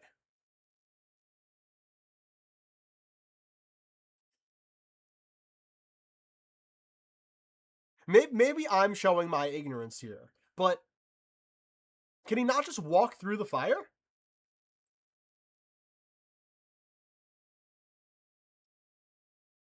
Yeah, like, I don't know. Can he not walk? I mean, I don't know if you guys have ever jumped over a fire or anything, but this isn't... I mean, it's a few pieces of wood. He could have ran right through this. He could have ran right through this. Nah. If he just hit this with his shoulder, he's going through it. Yeah, maybe he'd fall, But I mean, look at what's in front of him. It's a few pieces of wood. And he's not wearing anything flammable. He has a shield. He could literally just probably jump through this. I don't know. I mean, it's still falling. Yeah, it's still falling in the shot. But I can't freeze it on the right one. Like, it keeps skipping forward. Maybe I can try, but nah, it's not letting me. I think you just walk through, but whatever, it's not the point. Just so much plot armor. So much plot armor. It's a video game blockade, yeah. Now, we get to an interesting scene. At first, I really like this. Daemon looks around at Tumbleton. Looks around at the destruction that he has caused. And seems to be getting this moment of PTSD. And I like this as development for him, because it's him having to finally recognize the damage that he's done. Problem is, I've seen it before, and I don't think they're gonna address it moving forward. This is just the Hound in the Battle of Blackwater, but significantly worse. This is all it is. There were some really gruesome shots. And it could be cool if they explore it, but I don't think they're going to. Because he's going to go back to talking about Valyrian supremacy next season, yeah. Season 8 Arya passed him the camera, indeed. And what makes the Hound at Blackwater so interesting is the deep exploration of his character after Blackwater. With this, it doesn't look as good, and I doubt we're going to get development that's nearly as good. Just sort of happens. But moving on.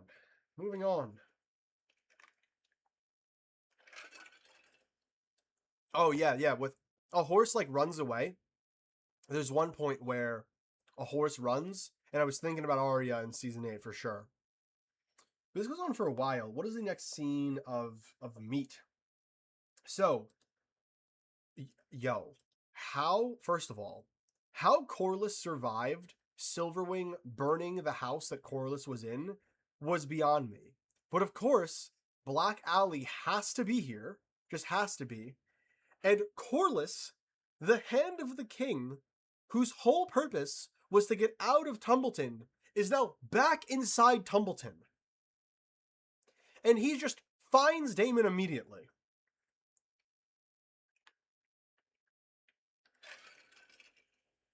Okay. The fact that Oscar and Black Aly don't have weapons drawn because he's still battling on close to current same, I have no idea. It's just, I'm lost by now. Now, and then, nope, that was the last shot of Daeron. That was the last shot of Daeron. You guys were lying. His character is over. We never got anything for Daeron in this final episode. The arc was for nothing. We get what's happening here? What is happening? Vermithor, Caraxes, and Silverwing are now chasing each other. How are Vermithor and Caraxes? How do they know to go after Silverwing right now? Are they being controlled by... Do Hugh and Daemon have controllers on them right now?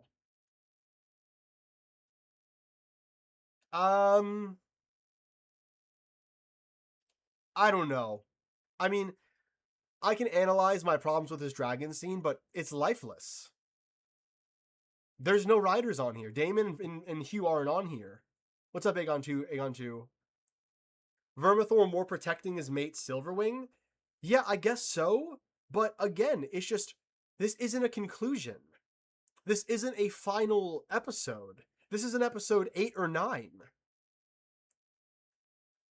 I don't know. I don't know what's going on. And the show didn't explain it because we get this scene of the dragons flying, but guys, thank goodness we gave the budget to Sheepstealer getting jumped. Thank goodness. I don't know. Then Helaena, ooh. Helaena Tommen's. Helaena pulls the Tommen. Okay? First of all, have a good night. Have a good night. Helena jumping is not as good as it is in the books because Maelor is not around. But more importantly, again, spoilers, spoiler warning. I wish we got to see her. I wish we got to see her. It's so funny that we said earlier that we can imply things. This is the one you show. When you're dealing with traumatic things like this, you want to not show the things that are not as important, but show the ones that are very important for the narrative. I wish we got a scene of her walking to the window and seeing the decision be made. And I wish it was that. Or, guys, if they did the Tommen, where you see him just do the Tommen, right? I think that might have even been better than it being off-screened. Yeah, Helena's death being shown through Rhaenyra's reaction is frustrating, okay? So she does this. Now, here's the problem. Here's the biggest problem. Helena's death in the books is meant to be the final push for the small folk. The small folk love Helena because it's Helena. It's Helena. What's up, Wamba? How you doing? It's Helena. She dies, and the shepherd weaponizes that as Rhaenyra might have pushed her. Or if Rhaenyra didn't push her, they tortured her so terribly that she felt the need to do this. That is the final nail in the coffin that gets the small folk to rush the dragon pit. Her death is one of the biggest moments for the downfall of House Targaryen. And now, that impact is lessened. Not only that, what's up, Kodak? It also was important to the Battle of the God's Eye. Another important moment. And Helena's death informs Vhagar and Caraxes being taken off the board. So both teams are now far weaker. And 6 dragons die because of this moment. This is toxic butterflies. Because a lot of people online think this is so well done. This just doomed Season 4. If you listen closely, you can hear Dreamfire roaring for Elena when Rhaenyra is examining the tapestry. That is sad. That is sad. I wish we explored Dreamfire's dynamic with Helena more. And I am sorry. I'm sorry for all of us, because I think Helena could have been a great character. Great character. And her life and character has been cut short. And yeah, where is Aegon and Viserys? Where are the 2 most important characters for the future of House Targaryen right now? Where are they? You're telling me Miss Arya, if she is the shepherd, is responsible for the fall of House Targaryen? Yes. I am telling you that, House Targaryen downfall was itself. The whole time, that was actually propaganda, and it was the Hightowers and Miss Arya. Do with that what you will. Moving forward. God, jolly. We get Gwaine crawling around looking for Daeron. Daeron is nowhere to be found. Daeron's arc is done. All of you who told me there was another scene with Daeron after they see Silverwing, well, turns out you guys were coping.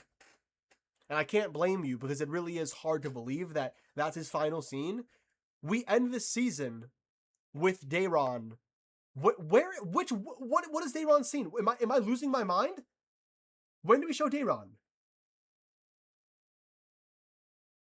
No, there's not. We don't see him. He's done. I want to click through every scene. We don't see him. I know this is some type of mandala effect. Daeron can't be dead. He can't be dead. We see Ormond. Oh, there we go. With Ormond gone, Now Daeron's conclusion with Ormond can never be found. Oh, you think this is anger? Wait, you gotta watch this video. Whoever joined in the last 20 minutes, I'm posting this on YouTube in a few hours. You need to watch when I go over Rhaenyra's part. Because, oh my god. Okay. Hugh finally gets some development by his wife getting fridged. So it's cheap, but we finally get something. And then we see the aftermath, and again, it's decent. Blackwater just did it all better. We move forward. Rhaenyra, the fact that we've discovered about Helaena through Rhaenyra is so lame. It's so lame. And look at okay. I'm going to say two things about Alicent. First of all, not seeing Alicent for the whole episode was a blessing, because it means they weren't able to do anything worse with her. This is the best scene in the whole episode because they gave us an Alicent scene and didn't make her worse. Let's go. GG! But Helena's thing is she likes caterpillars and likes butterflies. So, okay, fine. Helaena became a butterfly. She flew away. You absolute schemers. We know what this is. This is HBO and Ryan Condal taking a personal shot at George R.R. Martin. Saying, toxic butterflies, we're going to give you pretty little butterflies. That's what this is.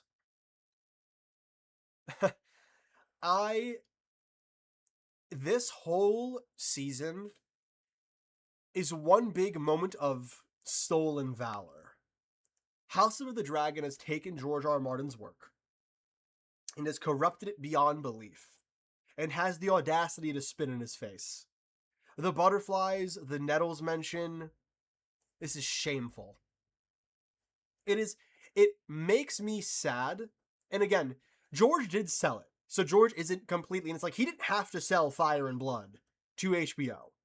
He didn't. It is important to note that. But, my god, as an aspiring artist and writer, right? This has to feel so violating that you put thousands of hours into the story, gave it to someone with the dream of they're going to respect it and adapt it properly so your vision can be brought to the masses, because let's face it, especially here in the United States, people do not read. I do not know many people that read, or even if they do read, they either don't like us, like, a lot of people just aren't readers. So you adapt it to the screen to bring people to the show, and ultimately bring people to the books. My goal with this entire video, and I'm going to talk about the entire season once I'm done with this episode, was to get people to stop watching this and go to the books. Because everything, I know it's not just a USA thing, but I can only talk about the USA because it's the only thing it's the country I'm from, and I don't know about other countries as much. Whatever if any of you viewers who haven't read the books and somehow made it to the end of my mad rant, I beg you, please go read A Game of Thrones. It is unbelievable how much Game of Thrones the show and House of the Dragon have bastardized the story. I saw a Lady Stoneheart edit. Okay, I saw a video yesterday. I'm gonna show it on screen. I'm just gonna show it real quick, and it was beautiful, guys, beautiful. It was this beautiful edit that someone made on TikTok of Catelyn going to see Ned at the Weirwood, and it's just this edit of her saying, "I'm scared of the Weirwoods," but she knows Ned loved him. And I was thinking about how George has Catelyn at the start of Game of Thrones be so loving and so terrified of the Weirwoods and the old gods and the magic of the world. And because she loses all of her children, I don't want to spoil too much for anyone who hasn't read it, but Lady Stoneheart starts looking like a Weirwood. It is incredible. It is incredible. In the first chapter, we open up with Catelyn saying, The Godswoods always terrified me. And in death, after losing her children, she becomes the symbolic manifestation of the old gods and the faith of the Seven to deal out punishment on those who wronged her family. She did not need to become a fucking religious fanatic to become Stoneheart. That is how you write a female character. Not this. Not this. This is not someone who respects women. This is not someone who sees women in real life and thinks they are people. And I am so tired of people defending this show because they think it is supporting their political views when it is LARPing. It is lying to your face. How did a old white man in the 1990s tell a more progressive story than a self-proclaimed feminist show in 2026?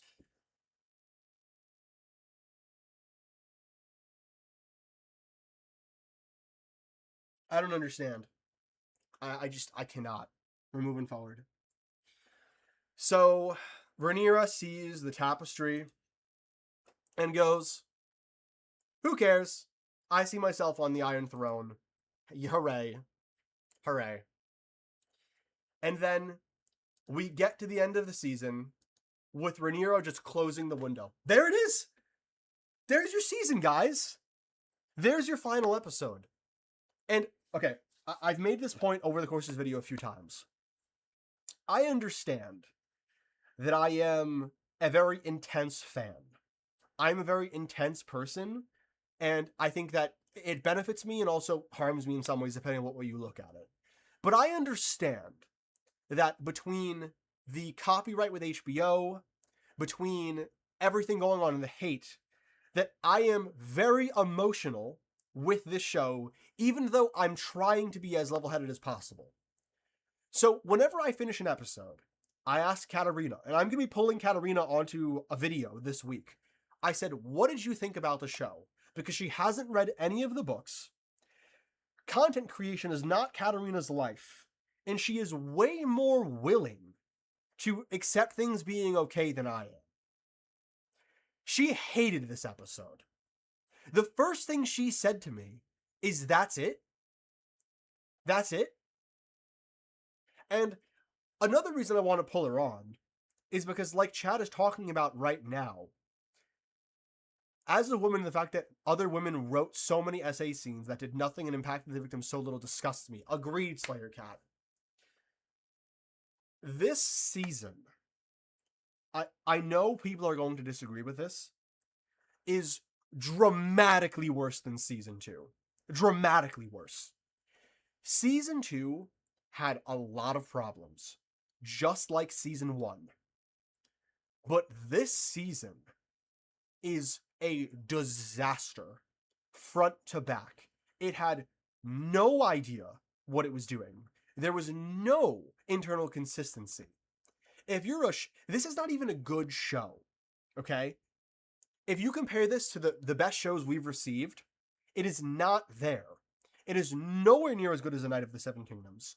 Nowhere near as good as the best seasons of Game of Thrones. It's not as good as Succession, The Wire. We talked about it in other Succession, The Wire, The Sopranos, The Penguin, Severance, so on and so forth. I'm sure I'm going to watch a lot of shows over the next few months that are going to be way better than this. Whatever way you look at it, I truly believe that if you are thinking critically, you have to have some criticisms of this season. And what makes me so upset about this is I have had such a transformative experience with the Song of Ice and Fire. I'm just going to be talking about the whole show now and my feelings about what has happened here. These books are awesome. They have done so much good. They changed not only the fantasy genre on TV forever, but George R. R. Martin changed the book world as well. This is awful. All of the SA, all of the characters that have been wasted, the love triangles, the pandering, the LARPing, the terrible action, the, like, non-stop inconsistencies. I do not know what to say. I do not know what to say. And I want to say this. I want to end this video saying this one thing. What I'm about to say, I am sure of. I am absolutely sure of, okay? Understand, we live in a world full of dragons and dragonflies, where so many people are being offered the choice. Which one do you choose? And the overwhelming majority have chose dragon. I do not know what else to say about this show, and specifically about this season, other than the fact that I have no faith in season 4. I think season 4 is going to be worse than season 3. This whole season was filled with madness. And I'm praying to the old gods that Ira Parker does not succumb to the dragonflies. To the dragons. And stays humble, and stays aware, and cares. Because I did not think A Knight of the Seven Kingdoms was perfect. I had a few criticisms, but it's still my favorite thing I've seen this year. But A Knight of the Seven Kingdoms had a heart of gold. Every single person behind it believed in George R. R. Martin's message, believed in the themes, read the books.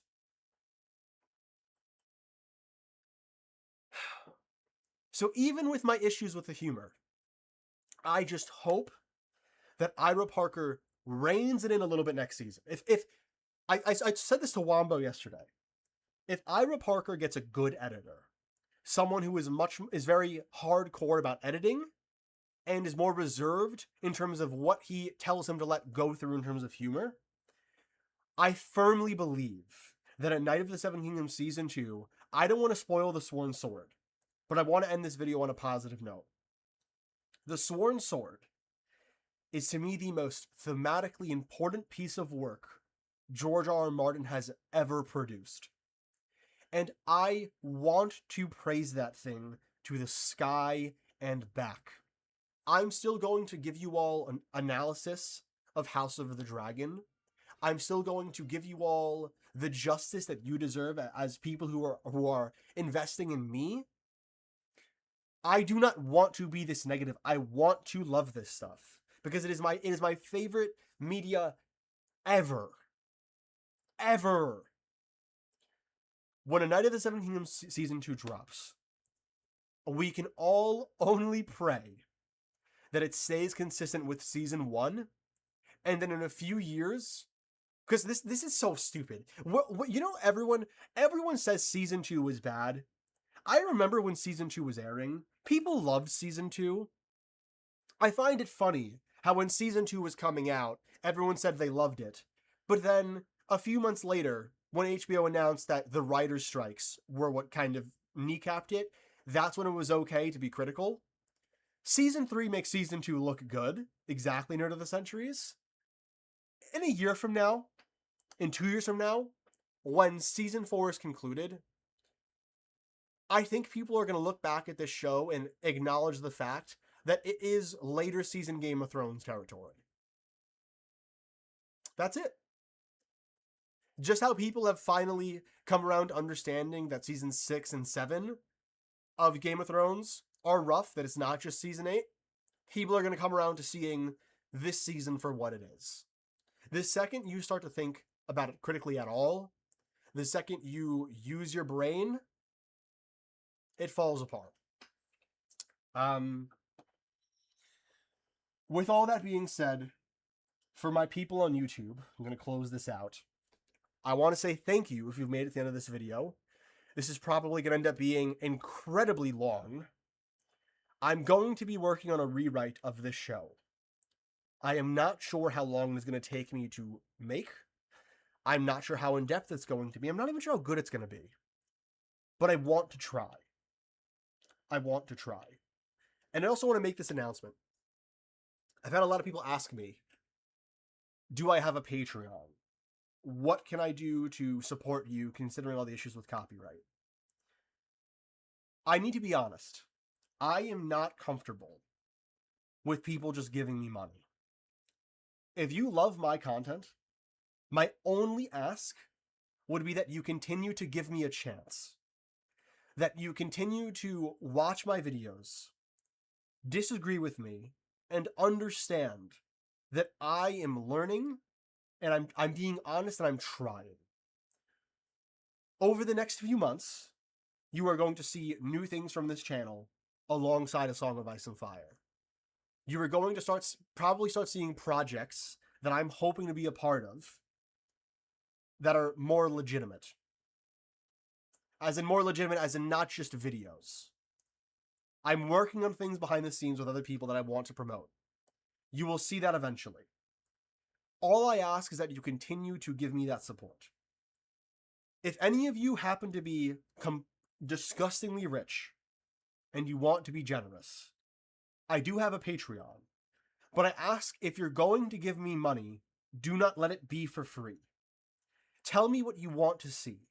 Let me make you a video.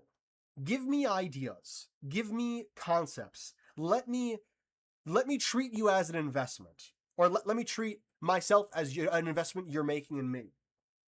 But other than that, I've been thinking a lot about Red Dead Redemption 2, because I loved that game. If you were planning on giving me a few dollars this month for HBO copywriting me, I'd rather have you go outside and give it to someone who's homeless.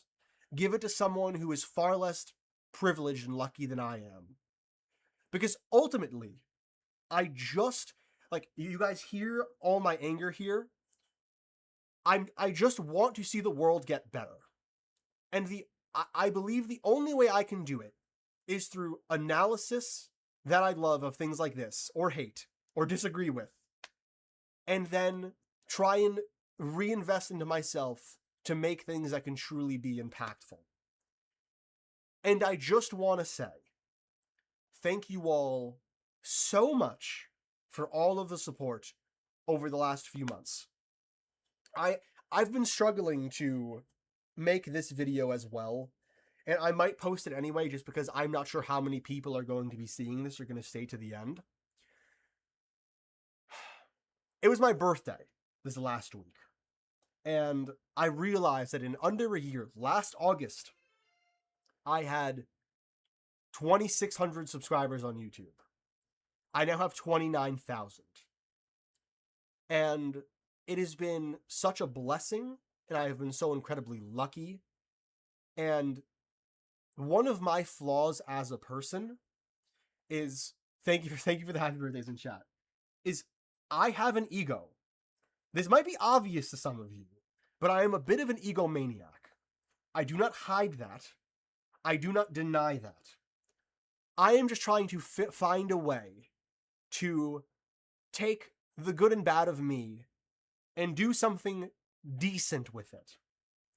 So all I ask is that, assuming everything goes well, assuming everything works, that you all take a chance on me beyond A Song of Ice and Fire. That is it. If you can do that for me, that will be more than money can ever buy. That is all. I'm going to say this right now. Over the next year, because this is my first real year on YouTube, from August to August, from the Jon Snow video to this video, my life has changed. So I'm not Sister Calderon Jurgen, but I'm trying to be. I'm gonna LARP Arthur Morgan until I find my path. Call it cringy. I don't give a fuck. Honestly, I know it's the right way. Over the next year, there are going to be changes for this channel, I'm hoping, in the best way possible. And all I ask is that you continue to take a chance on me. That is it. I want to say thank you all for all of the love and support on this channel and on TikTok and elsewhere. And as usual, sincerely, thank you all so much for watching. And I sincerely hope to catch you in the next one. Peace.